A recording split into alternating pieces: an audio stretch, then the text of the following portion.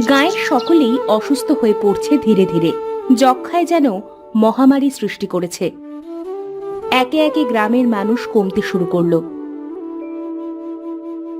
এমন অবস্থায় হরিহর না, এভাবে আর কতদিন চলবে? গায়ে তো আর টেকা যাচ্ছে না। তো কি করবে বাবা? গায়ের সকলেরই তো অসুখ করেছে। হ্যাঁ বাবা, এই গতকাল শুনলাম পাশের বাড়ির ঘুন্টুরও যক্ষ্মা, খুব কষ্ট পাচ্ছে বেচারা। সর্বনাশ! সে কি?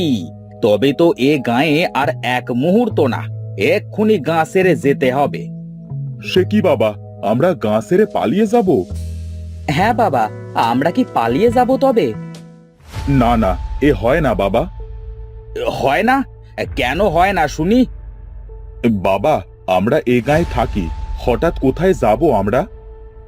হ্যাঁ, তাছাড়া এ গাঁয়ের আর এ গাঁয়ের লোকেদের প্রতি আমাদের একটা দায়িত্ব আছে তো। কি দায়িত্ব? কি দায়িত্ব শুনি? ওসব দায়িত্ব আমরা কেউ নিতে বাধ্য নই। বুঝলি? এভাবে বললে চলবে কেন বাবা? এরা সবাই আমাদের প্রতিবেশী। আর তুমি ভুলে যেও না যেন এসব হয়েছে আমাদেরই দোষে, আবার বলতে পারো আমাদেরই ভুলে।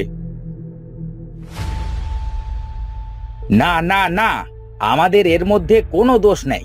আর একটা কথাও বলবি না কেউ। যা আমি চেয়েছিলাম তাই হচ্ছে, কিন্তু এবার আমাদের পালাতে হবে। সব মরলে তবে ফিরবো। না বাবা, আমরা যাব না। আমাদের এখন একমাত্র কর্তব্য আমরা সকলের সেবা করব। তোদের অসুখ করলে কে দেখবে শুনি? সে নিয়ে তোমার মাথা ব্যথা না থাকলেও চলবে। তোমার যেতে ইচ্ছে হলে যাও, আর যাওয়ার আগে আমাদের একটা কথা শুনে যাও। কি কথা? আজ থেকে ভাববে তোমার কোনো সন্তান নেই।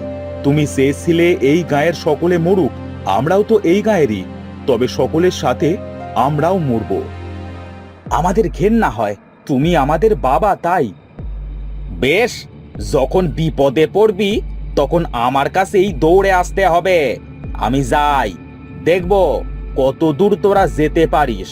বড় হয়ে সব একেবারে লায়ক হয়ে গেছে।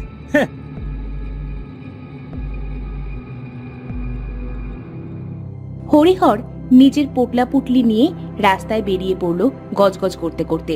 আসল ঘটনা কি হলো আপনারা কি কিছু বুঝতে পারলেন? আমিও বুঝতে পারিনি। চলুন দেখি তো আসলে ঘটনাটা কি। কেনই বা 5 ছেলে তাদের বাবাকে গ্রামের সকলের অসুস্থতার জন্য দোষারোপ করছে? বাবা তো চলে গেল। ভালোই হয়েছে চলে গেছে। এবার যদি গ্রামবাসী একটু শান্তি পায়। শান্তি কি আর পাবে? বাবা ওদের সবাইকে না মেরে শান্ত হবে ভেবেছিস? বাবার সাথে যেটা হয়েছে সেটাও অন্যায় ছিল। তাই বলে এতগুলো মানুষ তাদের জীবন দিয়ে তার অপমানে ঋণ চোকাবে? আসলেই বাবার সাথে যেটা হয়েছে সেটা ভালো হয়নি। আমরা সবাই তখন এইটুখানি ছিলাম। জমিদারের মেয়ের বিয়ের আয়োজন চারিদিকে।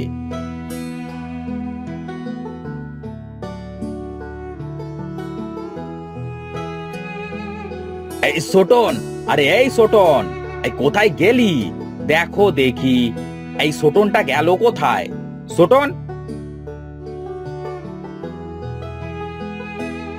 এই তো হরিহর কর্তা।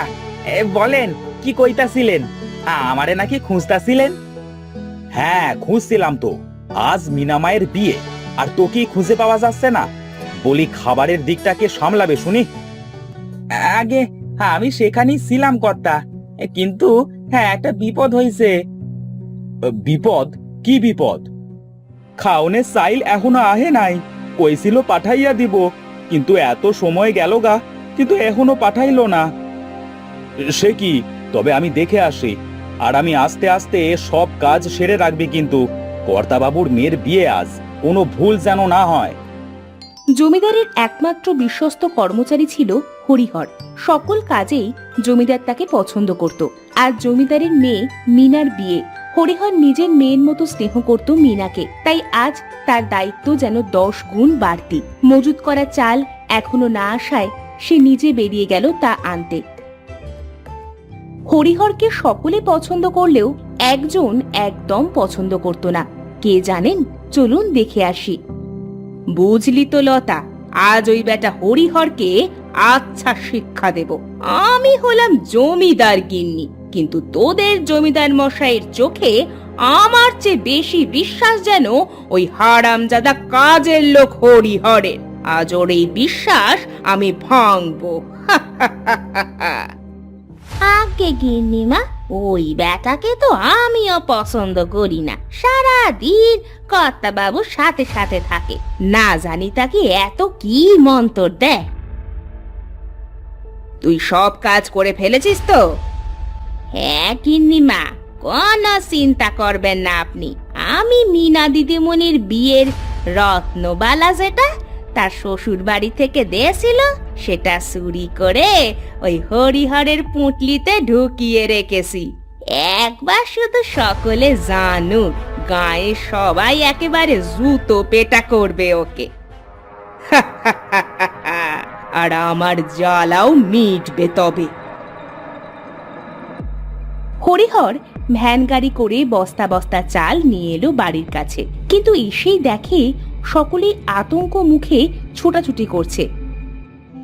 জমিদার মশাইও বেশ উদ্বিগ্ন মুখে বসে আছেন। সে এগিয়ে গেল জমিদারের কাছে।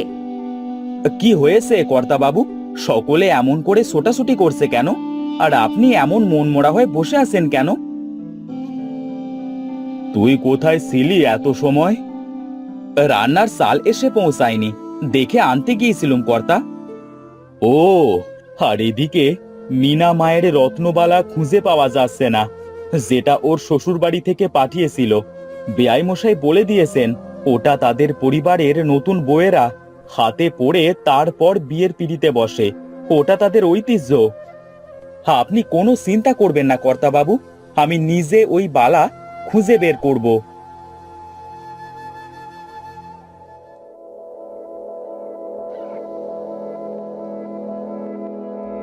সকলেই যখন রত্নবালা খুঁজতে ব্যস্ত,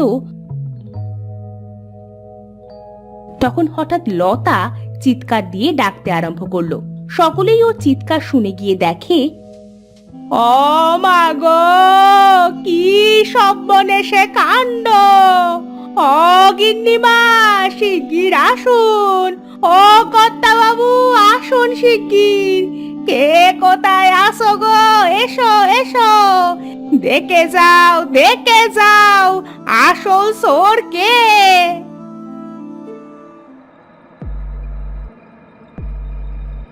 কি হয়েছে? এত চিৎকার কিসের? কি হয়েছে? হ্যাঁ, এই লতা, তুই আমার পুঁটলি খুলেছিস কেন? আমি কি জানতুম নাকি এটা তোমার পুঁটলি? না জেনে বালা খুঁজতে গিয়ে খুলেছি, আর তারপরেই দেখি এই বালা। ওই দেখুন কর্তা বাবু, চোর হলো এই হরিহর। কি কি আবোল তাবোল বলছিস? মিনামা আমার নিজের মেয়ের মতো, আমি তার বালা চুরি করব? তার মানে তুই লোভ সামলাতে না পেরে? সি সি সি সি সি হরিহর, তুই আমার এত দিনের বিশ্বস্ত। না না কর্তা বাবু, বিশ্বাস করুন, আমাকে ফাঁসানো। চুপ, একদম চুপ। বেটা চোর এতদিন বিশ্বস্ত লোক সেজে সব খবর নিয়ে এখন সুযোগ বুঝে চুরি। এই কে আছিস? ওর মুখে কালি মাখিয়ে গলায় জুতোর মালা পরিয়ে সারা গ্রাম ঘোরা। এই প্রহরী, তাড়াতাড়ি নিয়ে যা। কর্তা বাবু, আমি এ কাজ করিনি, বিশ্বাস করুন কর্তা বাবু। আমার ছোট ছোট 5 ছেলের দিব্যি কর্তা বাবু, আমি মিনামায়ের বালা নিইনি। ও প্রহরী কাকু, ছেড়ে দাও না বাবাকে, ছেড়ে দাও না। বাবা চুরি করেনি, ছেড়ে দাও বাবাকে। ও বাবা, ছেড়ে দিতে বলো না তোমাকে।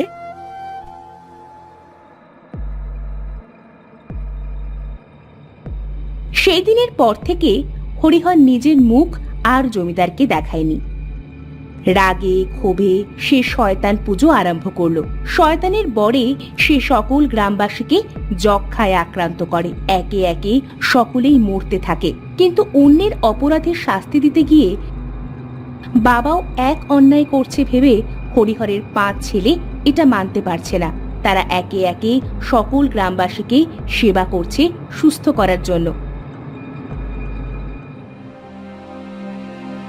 এর মধ্যে খবর পাওয়া গেল গিন্নিমারও যক্ষা। 5 ছেলে ছুটে গেল জমিদারের বাড়ি। গিন্নিমা, দেখেছেন তো আপনারা সকলে মিলে অপবাদ দিয়ে আমার বাবাকে কি কষ্ট দিয়েছেন। আজ হয়তো তারই ফল পাচ্ছেন সকলে। এ যে মারণ রোগ। আমি দোষী রে বাবা, হয়তো আর বাঁচবো না। মরার আগে আমি আমার সব দোষ স্বীকার করছি। কি বলছো তুমি? কি দোষ? শোনো তবে।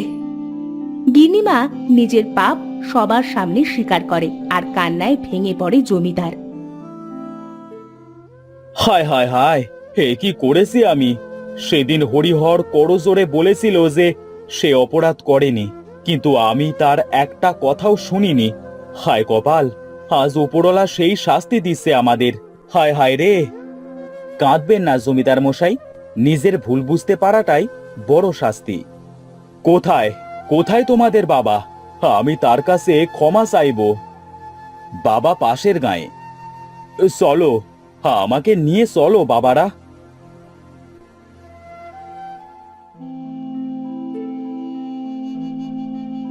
জমিদার হরিহরকে দেখে কান্নায় লুটিয়ে পড়ল মাটিতে। হরিহরের মনের সকল রাগ তার কর্তাবাবুকে এইরকম ভাবে ভেঙে পড়তে দেখে একদম গলে গেল। আপনি কাঁদবেন না কর্তাবাবু, যা হবার তা হয়ে গেছে। তবে গায়ে ফিরে চলো বাবা। সব অপরাধ ফাঁস হয়ে গেছে। সকলেই যার যার পাপের শাস্তি পেয়েছে। হরিহর নিজের গায়ে ফিরে সব ঠিক করে দিল। সকলেই ধীরে ধীরে সুস্থ হতে লাগলো।